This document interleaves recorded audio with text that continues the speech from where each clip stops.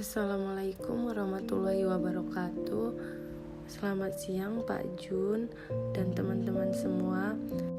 Di sini kami dari kelompok 3 yang beranggotakan saya sendiri, Kina Oktavina dan Arlendra Fernandes.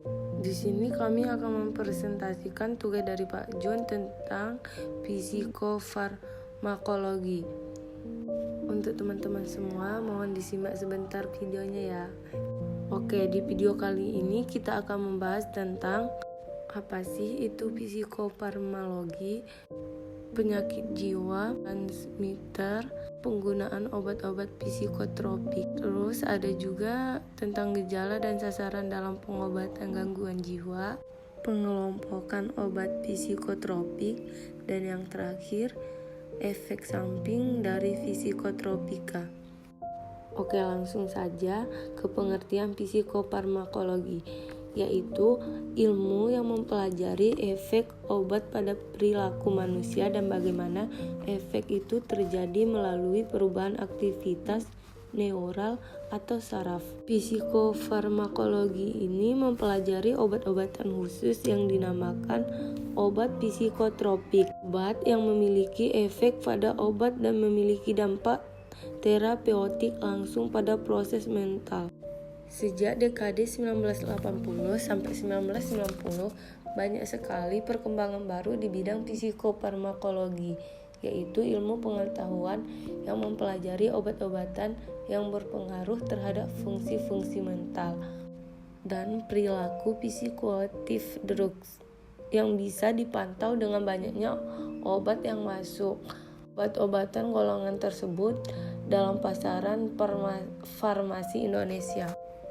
Di samping itu, ada kenyataan dalam masyarakat yang menyalahgunakan obat psikotropik untuk kepentingan sendiri atau non-medical use yang menyertai masalah sosial seperti tindakan kriminal dan kenakalan remaja, menyebabkan ada pandangan yang mengkhawatirkan manfaat kehadiran obat psikotropik dan menimbulkan citra buruk dari obat tersebut. Selanjutnya, penyakit jiwa, transmitter, penggunaan obat-obat psikotropik. Menurut Olson 1993, penyakit atau gangguan jiwa adalah penyakit neurotransmisi atau pengaliran listrik kimiawi antara neuron yang membedakannya ke dalam dua kelompok berdasarkan peristiwa yang menyebabkannya. Yang pertama, karena terlalu banyak neurotransmisi. Kedua, terlalu sedikit neuron transmisi reseptor pasca sinaps. Penggunaan obat psikotropika sendiri, banyak dari masyarakat seringkali tidak dapat membedakan antara obat psikotropika dengan narkotika. Bahkan banyak orang yang memandang obat narkotika dengan obat psikotropika itu obat yang jenisnya sama. Padahal psikotropika dengan obat narkotika itu sangat berbeda. Ada beberapa hal yang mungkin terjadi yang berkaitan dengan penggunaan obat psikotropika yang diberikan oleh dokter, antara lain ada kalanya pasien mengurangi dosis yang dianjurkan dengan alasan tergantung oleh obat. Beberapa pasien lain menganggap bahwa hanya dengan sekali minum obat mereka akan sembuh. Inilah yang menyebabkan obat yang diberikan oleh dokter menjadi sia-sia. Pemberian obat psikotropika haruslah sesuai dengan dosis tertentu dan memperhatikan efek samping yang mungkin terjadi. Bila suatu obat tidak cocok, pasien perlu kembali ke dokter yang sama untuk mendapatkan penjelasan mengenai obat tersebut. Beberapa pasien dan keluarga sangat percaya pada obat sehingga melupakan atau melalaikan psikoterapi.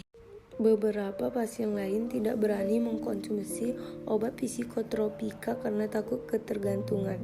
Pasien-pasien ini selalu menghindari dari psikiater, bahkan memilih untuk mengambil pengobatan alternatif.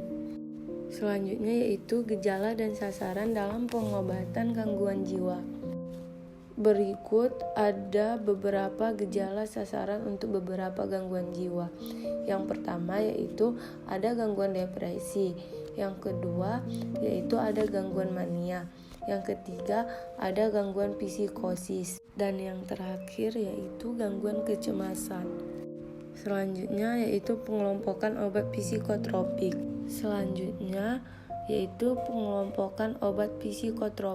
Menurut Maramis, obat psikotropik dikelompokkan menjadi 4 kelompok. A. Penanganan atau tranquilizer, yaitu kelompok obat ini mempunyai efek anti tegang dan anti agitasi. Yang B. Neuroleptik atau melumpuhkan saraf, memiliki efek psikofrenia atau anti psikosa dan juga anti cemas, anti tegang dan anti agitasi. Yang C. Antidepresan, terdiri dari 2 kelompok timoleptika dan timerelika. Yang terakhir psikomimetika atau meniru psikosis. Yang ditimbulkan adalah gejala psikotik yang reversibel.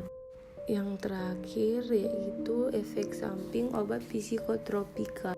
Efek samping dari obat psikotropika ini bermacam-macam, antara lain terjadinya potensi ortostatik, terus gejala neurologi, ada juga gangguan autonomik, vegetatif atau hormonal, dan yang terakhir gangguan psikiatrik.